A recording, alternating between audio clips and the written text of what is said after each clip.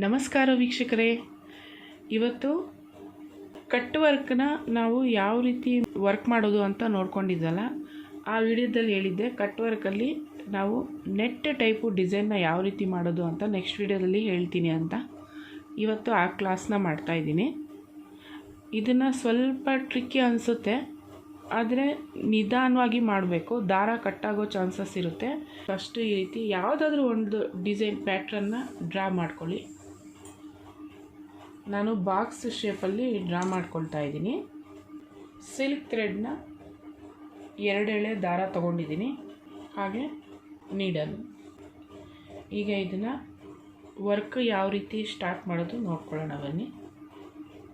ಫಸ್ಟ್ಗೆ ನಾವು ಬಾಕ್ಸ್ ಶೇಪಲ್ಲಿ ಡ್ರಾ ಮಾಡಿದ್ದೀವಲ್ಲ, ಯಾಕೆಂದರೆ ನಾನು ಇದನ್ನು ಬಾಕ್ಸ್ ಶೇಪಲ್ಲೇ ಡ್ರಾ ಮಾಡಿದ್ದೀನಿ ಬೇಕು ಅಂತಲೇ. ಯಾಕೆಂದರೆ ನಾವು ಎಡ್ಜಸ್ಸಲ್ಲಿ ನಾವು ರೌಂಡಲ್ಲಿ ಸ್ಟಿಚ್ ಮಾಡೋವಾಗ ರೌಂಡ್ ನೀಟಾಗಿ ಮಾಡಿಬಿಡ್ತೀವಿ, ಆದರೆ ಎಡ್ಜಸ್ಸಲ್ಲಿ ಕರೆಕ್ಟಾಗಿ ಎಡ್ಜಸ್ ಆಗಿ ಅದೇ ಥರ ಬರಬೇಕು ನಮಗೆ. ಅದು ಯಾವ ರೀತಿ ಮಾಡಬೇಕು ಅಂತ ಇದರಲ್ಲಿ ಸ್ವಲ್ಪ ಪಾಯಿಂಟ್ ಇರುತ್ತೆ, ಅದನ್ನು ಹೇಳ್ತೀನಿ.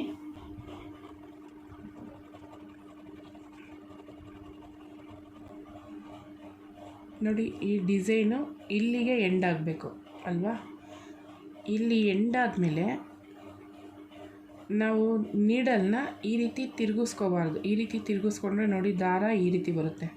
ಅದಕ್ಕೋಸ್ಕರ ಕೆಳಗಡೆಯಿಂದ ನಾವು ದಾರ ಇಟ್ಕೊಂಡಿರ್ತೀವಲ್ಲ ಕೈಯಲ್ಲಿ ಈ ರೀತಿ, ಅದನ್ನು ಟೈಟಾಗಿ ಇಟ್ಕೊಳ್ಳಿ. ನಮಗೆ ಎಷ್ಟು ಲೆಂತ್ ಬೇಕೋ ಅಷ್ಟು ಲೆಂತ್ಗೆ ಈ ರೀತಿ ನೀಡಲ್ನ ತಿರುಗಿಸ್ಕೊಂಡು ಮೇಲಿಂದನೇ ತಿರುಗಿಸ್ಕೋಬೇಕು. ಅಲ್ಲಿಂದ ಸ್ಟಿಚ್ನ ಹಾಕಬೇಕು. ನೋಡಿ, ಕಾಣ್ತಾ ಇದೆ ಅಲ್ವಾ, ಇಲ್ಲಿ ನೀಟಾಗಿ ಬಾಕ್ಸ್ ಶೇಪೇ ಬರುತ್ತೆ.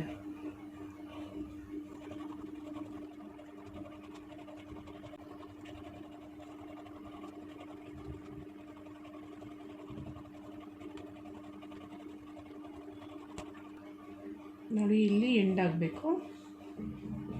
ಇಲ್ಲಿ ಎಂಡ್ ಆಗೋವಾಗ ಈ ರೀತಿ ತೊಗೋಬಾರ್ದು, ಈ ರೀತಿ ಎಳ್ಕೊಂಡ್ರೆ ಇಲ್ಲಿ ಸ್ಟಿಚ್ ಹಾಕಿರ್ತೀವಲ್ಲ ಇದು ಈ ರೀತಿ ಕ್ರಾಸ್ ಆಗುತ್ತೆ, ನಮಗೆ ಬಾಕ್ಸ್ ಶೇಪ್ ಬರೋದಿಲ್ಲ. ಅದಕ್ಕೋಸ್ಕರ ಈ ರೀತಿ ಸೂಜಿನ ತಿರುಗಿಸ್ಕೊಂಡು ಕೆಳಗಡೆಯಿಂದ ದಾರನ ಟೈಟಾಗಿ ಇಟ್ಕೊಂಡು ನಮಗೆ ಎಲ್ಲಿಗೆ ಬೇಕೋ ಅಲ್ಲಿಗೆ ಸ್ಟಿಚ್ನ ಹಾಕಬೇಕು. ಇದು ಸ್ವಲ್ಪ ಪಾಯಿಂಟ್ಸ್ ಇಂಪಾರ್ಟೆಂಟ್ ಆಗುತ್ತೆ, ನೋಡ್ಕೊಳ್ಳಿ. ನೀವು ಬಾಕ್ಸ್ ಶೇಪಲ್ಲಿ ಆದಷ್ಟು ಸ್ವಲ್ಪ ವರ್ಕ್ ಮಾಡಿದ್ರೆ ನಿಮಗೆ ಐಡಿಯಾ ಬರುತ್ತೆ ನೀಡಲ್ನ ಯಾವ ರೀತಿ ತಿರುಗಿಸ್ಕೋಬೇಕು ಅಂತ. ನೋಡಿ ಎಷ್ಟು ಪರ್ಫೆಕ್ಟಾಗಿ ಬಂದಿದೆ.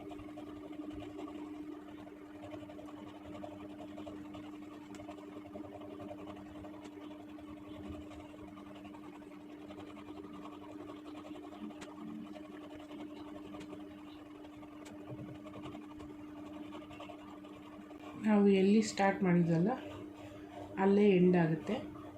ಮತ್ತೊಂದು ಸಲ ಸ್ಟಿಚ್ನ ಹಾಕಬೇಕು. ನಾವು ಸ್ಟಾರ್ಟಿಂಗಲ್ಲಿ ಏನು ಸ್ಟಿಚ್ ಮಾಡಿದ್ವಲ್ಲ ಅದು ಕರೆಕ್ಟಾಗಿ ಪಕ್ಕದಲ್ಲೇ ಡಬಲ್ ಸ್ಟಿಚ್ನ ಹಾಕಬೇಕು. ದಾರ ಕಟ್ಟಾಗುತ್ತೆ ಅಂತ ಕೇಳಿದ್ರಿ, ಸುಮಾರು ಜನ ಕೇಳ್ತಾ ಇದ್ರಿ.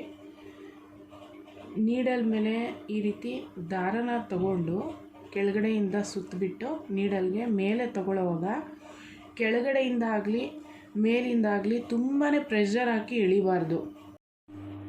ನೋಡಿ, ಈಗ ಇದು ಕಂಪ್ಲೀಟ್ ಆಗಿದೆ ಅಲ್ವಾ, ಇಲ್ಲಿ ನಾಟ್ನ ಹಾಕ್ಕೋಬೇಕು.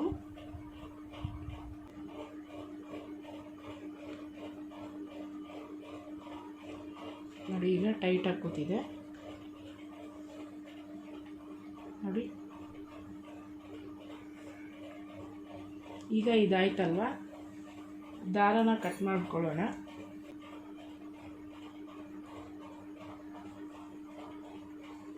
ಈಗ ಇದು ಒಳಗಡೆ ಏನಿದೆ ಕ್ಲಾತು ಇದನ್ನು ಕಟ್ ಮಾಡ್ಕೋಬೇಕು.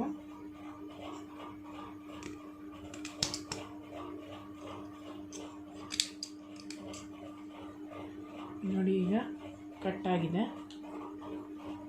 ವರ್ಕು ನಾವು ಯಾವ ರೀತಿ ಮಾಡಿದ್ವೋ ಅದು ನೀಟಾಗಿ ಕೂತಿದೆ. ನೀವು ಬೇಕಾದರೆ ಇದೇ ಥ್ರೆಡ್ಡಲ್ಲೇ ವರ್ಕ್ ಮಾಡ್ಬೋದು, ಇಲ್ಲ ಬೇರೆ ಥ್ರೆಡ್ ಬೇಕಾದರೂ ತೊಗೋಬೋದು. ನಾನು ಇದೇ ಥ್ರೆಡ್ಡಲ್ಲೇ ತೋರಿಸ್ತೀನಿ. ಫಸ್ಟಿಗೆ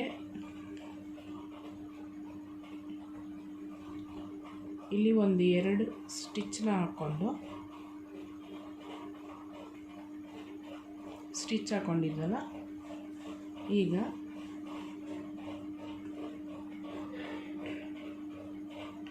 ದಾರನ ಈ ರೀತಿ ಎಳ್ಕೊಳ್ಳಿ. ದಾರನ ಎಳ್ಕೊಂಡು ಸ್ಟ್ರೈಟ್ ಆಗಿರಲಿ. ನಾವೇನು ಚೈನ್ ಸ್ಟಿಚ್ ಮಾಡಿದ್ದೀವಲ್ಲ ಅದ್ರ ಮೇಲೆ ತಗೋಬೇಕು. ಮತ್ತು ಇಲ್ಲಿ 2 ಸ್ಟಿಚ್ನ ಹಾಕ್ಕೊಳ್ಳಿ.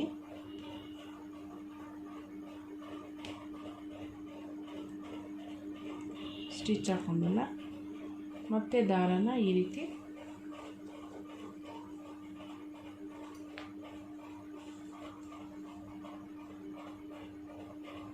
ಸ್ಟ್ರೈಟ್ ಆಗಿರಲಿ.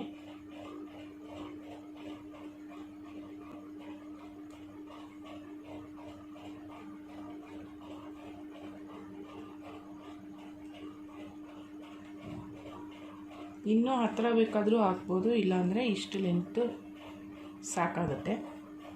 ದಾರನ ಎಳ್ಕೊಂಡು ನಿಧಾನವಾಗಿ ತೋರಿಸ್ತಾ ಇದ್ದೀನಿ ನೋಡಿ ಯಾವ ರೀತಿ ತೊಗೋಬೇಕು ಅಂತ.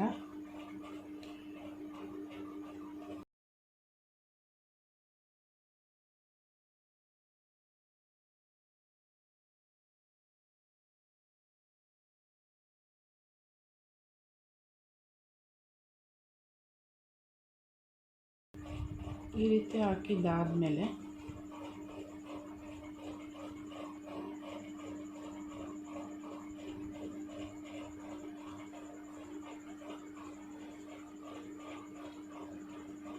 ಇಲ್ಲಿ ಒಂದು ಸಲ ಕೆಳಗಡೆ ನೋಡಿ ಈ ರೀತಿ ಸ್ಟಿಚ್ನ ಹಾಕ್ಕೋಬೇಕು.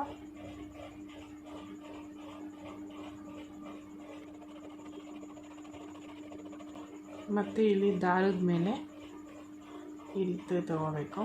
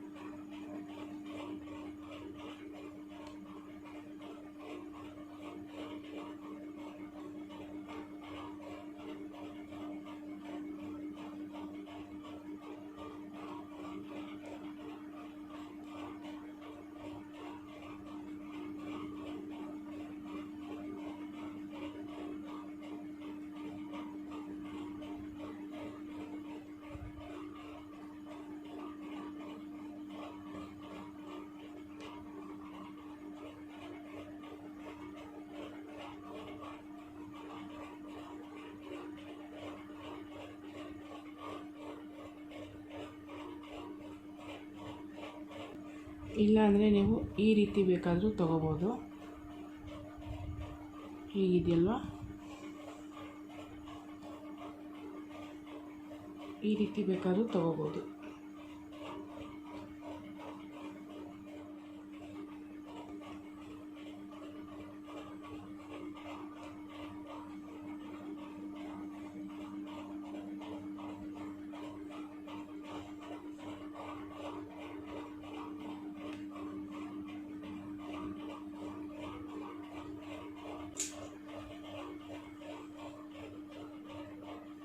ನೋಡಿ ಈ ರೀತಿ ಕ್ರಿಸ್ ಕ್ರಾಸಲ್ಲಿ ಸ್ಟಿಚ್ನ ಹಾಕಬೇಕು.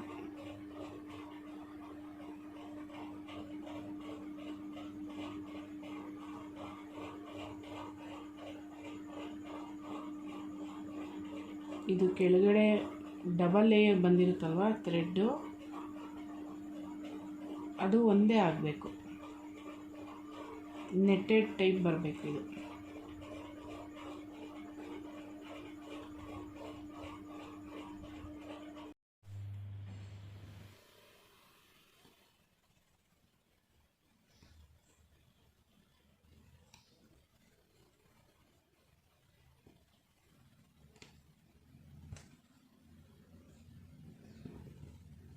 ನೋಡಿ ಈಗ ಈ ಲೈನ್ ಎಲ್ಲ ಕಂಪ್ಲೀಟ್ ಆಗಿದೆ. ಈಗ ನೆಕ್ಸ್ಟು ಈ ಲೈನ್ನ ನಾವು ಕಂಪ್ಲೀಟ್ ಮಾಡ್ಕೋಬೇಕು. ಇದಕ್ಕೆ ನಾಟ್ ಹಾಕೋದೇನು ಬೇಕಾಗಿಲ್ಲ, ಇಲ್ಲೇ ಸ್ಟಿಚ್ ಹಾಕ್ಬಿಟ್ಟು ಹೀಗೆ ಕಂಟಿನ್ಯೂ ಮಾಡ್ತಾ ಹೋಗ್ಬೋದು.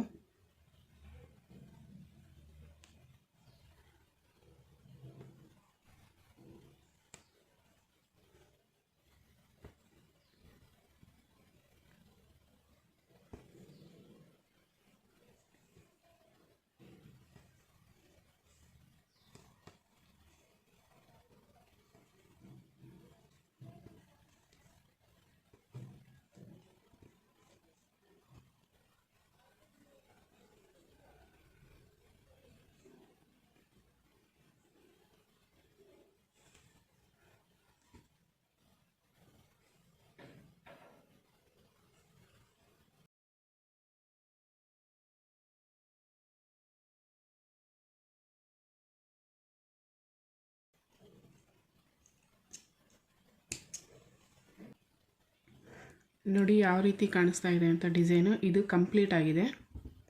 ಪೂರ್ತಿ ನೆಟ್ಟೆಡ್ ಟೈಪು ಹೆಣ್ದಾಗೆ ನೀಟಾಗಿ ಬಂದಿದೆ.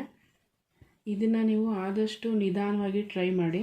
ದಾರ ಕಟ್ಟಾಗೋ ಚಾನ್ಸ್ ಇರುತ್ತೆ. ನಿಧಾನವಾಗಿ ಸ್ಟಿಚ್ನ ಹಾಕ್ತಾಯಿರಿ, ಆಗ ನಿಮಗೆ ಆರಾಮ್ಸೆ ಈ ಡಿಸೈನ್ ಬರುತ್ತೆ. ನೋಡಿ, ಇದು ಡೀಟೇಲಾಗಿ ಸ್ಟೆಪ್ ಬೈ ಸ್ಟೆಪ್ ನಾನು ಹೇಳ್ಕೊಟ್ಟಿದ್ದೀನಿ. ನೆಕ್ಸ್ಟ್ ವಿಡಿಯೋದಲ್ಲಿ ಇದಕ್ಕೆ ಡಿಸೈನ್ ಪ್ಯಾಟ್ರನ್ನು ಯಾವ ರೀತಿ ಮಾಡೋದು ಅಂತ ನೋಡ್ಕೊಳ್ಳೋಣ. ಇದನ್ನು ನೀವು ಪ್ರಾಕ್ಟೀಸ್ ಮಾಡ್ತಾಯಿರಿ ಅಲ್ಲಿವರೆಗೂ. ನಿಮಗೆ ಈ ವಿಡಿಯೋ ಇಷ್ಟ ಆಗಿದೆ ಅಂದ್ಕೊಳ್ತೀನಿ. ಈ ಕ್ಲಾಸು ಸಹ ನೀಟಾಗಿ ಅರ್ಥ ಆಗಿದೆ ಅಂದ್ಕೊಳ್ತೀನಿ. ಹಾಗಾದರೆ ಈ ಕೂಡಲೇ CS ಫ್ಯಾಷನ್ ಕ್ರಿಯೇಷನ್ನ ಸಬ್ಸ್ಕ್ರೈಬ್ ಮಾಡ್ಕೊಳ್ಳಿ. ಹಾಗೆ ಲೈಕ್ ಮಾಡಿ, ಶೇರ್ ಮಾಡಿ. ನಿಮಗೆ ಏನು ಅನ್ನಿಸ್ತು ಅಂತೇಳ್ಬಿಟ್ಟು ಕಮೆಂಟ್ ಮಾಡಿ ಹೇಳಿ. ಇದು ಅರ್ಥ ಆಗಲಿಲ್ಲ ಅಂದರೆ ಒಂದಲ್ಲ ಎರಡು ಸಲ ನೀವು ವಿಡಿಯೋನ ಕಂಪ್ಲೀಟಾಗಿ ನೋಡಿ. ಪಿನ್ ಟು ಪಿನ್ ನಾನು ಯಾವ ರೀತಿ ಸ್ಟಿಚ್ ಮಾಡೋದು ಅಂತ ಎಲ್ಲ ನೀಟಾಗಿ ಹೇಳ್ಕೊಟ್ಟಿದ್ದೀನಿ. Thank you for watching.